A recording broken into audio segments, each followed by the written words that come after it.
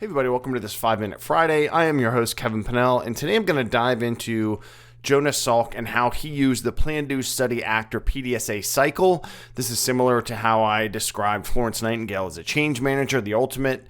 And if you recall, in the earlier full episode this week, I talked about 5 pioneers that included Rear Admiral Grace Hopper, who helped change computer programming with COBOL, Hedy Lamarr, who created the foundation for Wi-Fi and Bluetooth, Jane Goodall, who saved the chimpanzees and their environment, John Harrison, who helped us figure out how to sail by longitude, not just latitude, and then Jonas Salk, who developed the vaccine for polio. So today, we'll talk about Jonas Salk and how I feel he used and how we can use the Plan, Do, Study, Act cycle in our personal and professional lives. But first, welcome to the Hope is Not a Plane podcast, where we address tough questions head on, face our problems, and highlight our hopes by providing actionable planning steps to improve ourselves, mind, body, and spirit. Now, let's get logged in and get locked on to this episode of the Hope is Not a Plane podcast. Hey everybody, thanks for coming back to this 5-Minute Friday. I again am your host, Kevin Pennell of the Hope is Not a Plane podcast, where we identify problems, fuel, and ignite with our hope, but put plans together and take action. And so I'm going to talk about one of the action takers that changed the world, Jonas Salk, and I'm going to talk a little bit about him, a little bit about the history of that PDSA or Plan, Do, Study, Act cycle I mentioned in the opening. And I'll talk about how he planned, what he did, what he studied, how he acted, and how that can apply to us, both personally and professionally. Because while he got way into it, right, developed vaccines, and as you'll hear in the history of PDSA, there's some scientific method and history. It doesn't have to be that complicated for us. We can learn a lot of good lessons from this. So let's learn a little bit about Jonas Salk. So he was born in 1914 in New York City. He's of Russian Jewish descent, and I have the links to all these resources as well. He went to the NYU School of Medicine in 1939, and then on to Mount Sinai Hospital, really world-renowned hospital and healthcare system. And then years later, in 1942, Salk went to the University of Michigan, and he had a focus on the influenza vaccine, developing that. And so he learned how to make vaccine from the folks there and how to study it and get better. So this was kind of good groundbreaking for what would be in the future his development of the polio vaccine. And this flu vaccine went to soldiers in World War II, and he learned the development methodology for vaccination. And so from there, he moved on to the University of Pittsburgh and became the director of virus research and began to focus on wiping out paralytic poliomyelitis, or polio, as most of us know it today. And polio, for me, it's a refresher, and for everybody else, it's an illness that's caused by a virus, and it mainly affects your nervous system, right? Your nerves in the spinal cord and brainstem. Its most severe form, it can make you unable to move limbs, called paralysis, or it can stop your breathing and kill you. So super bad. Lots of children in particular had this at the time, and so he went about focusing on how to solve this problem, and I'll get back into that. But let's talk about what the PDSA cycle is, so we'll pair these up here in a few minutes. So the PDSA cycle, Dr. Edwards Deming is largely known as the creator of this, right? But long before Deming, there was great work by people like Galileo Galilei, Francis Bacon, and so they helped set the foundation for this thing called the scientific method. And that isn't exactly the PDSA cycle, but it's a lot of the foundation, according to some of the resources in, just if you think about it. And so early focus was on motion from Galileo, and then Bacon focused on the theory of knowledge. So together there was a lot of scientific and theory and philosophy together, and that's kind of the blend of the PDSA cycle. Later on in the 19th century, there had been war and industrial revolution, and then scientists throughout the world, particularly in America, they wanted something new because now we have all these different perspectives, right, on horrible things and just innovation. And so they set about finding a way to more methodically figure stuff out. So let's circle back to Dr. Deming, who is now sharing this concept of the Deming wheel that was originally design, production, sales, and research / redesign, but is kind of robotic as that sounds, or methodical. Deming always stressed the importance of human perspective. Remember, there's human factors. I mentioned that about my dad, and always thinking about, how does this thing we're putting in place affect the human that's going to use it? So he carried this concept to many places, including Japan. And there, the Japanese executives and academics he worked with were so impressed, and they changed a little bit to what we now know as Plan, Do, Study, Act. And then years later at Toyota, a very well-known process improvement, efficient company, set the standard for many things.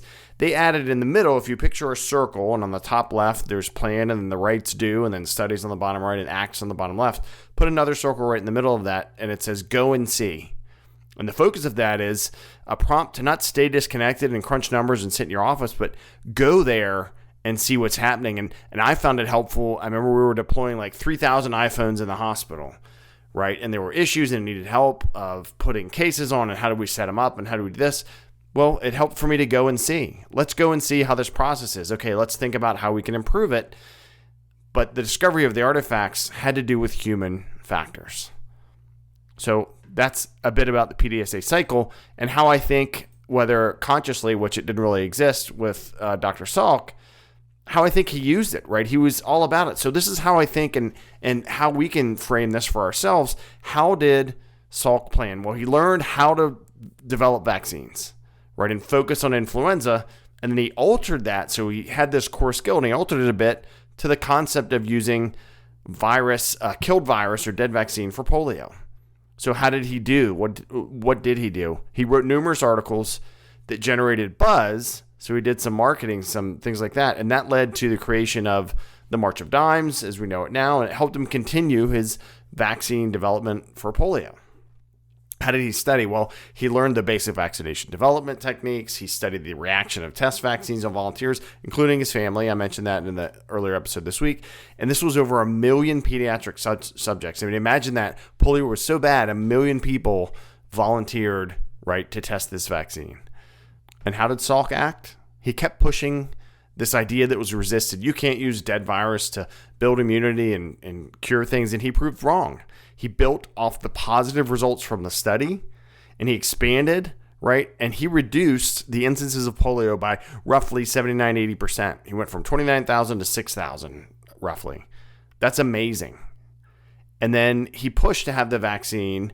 So how can we implement PDSA, Plan, Do, Study, Act, in our personal and professional lives? Here's my 2 cents and what I've found helpful.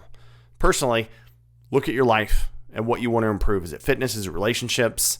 It's that ownership. It's that pillar 1, right? Professionally, where in yourself at work or your team are there areas for improvement? So what can we do? We can gather resources to help improve these, right? Read books, talk to professionals, look online. There's so much information out there about fitness and relationships and other areas we want to improve. Same thing for that, personally. And then professionally, determine what the best actions for our team are. Like, one thing we need to do is we may see an inefficiency, or we may see maybe an attitude. Well, we need to figure out what's the best way to approach that and what are the resources I can use and how do I build my relationship with this person? What do we study? Personally, get baseline data on yourself. Where are you with fitness? Go walk a mile and see how you feel. Try and do 10 push-ups. Try and do some air squats. Do a yoga class. How do you feel? Are you feeling pretty good? And you're like, oh, I could probably start with a little more, or I need to take it slower. In terms of professionally, study how your teams, right, realize the value of the projects. Are we holding things up with too much process? Are our relationships weak? Are we holding too much on administrative overhead? Right? You need to study that and take a look at it. Look back on lessons learned. And then it's time to act, right? We're going to use this hope to ignite us. We're going to make this plan using the PDS so far. And now this act, this A. Well, personally, start exercising. Get a trainer. And if it's relationship focus, I just picked these 2 because they're big areas of life. Have crucial conversations with your partner, with your spouse. You have to have them. Professionally, set improvement plans in motion, right? Create task force of the people that you work with, not just you, especially if you're a leader, and include their thoughts and how you're going to get better. We can PDSA ourselves personally and professionally and really make a difference. Thank you all for making a difference by listening to this podcast.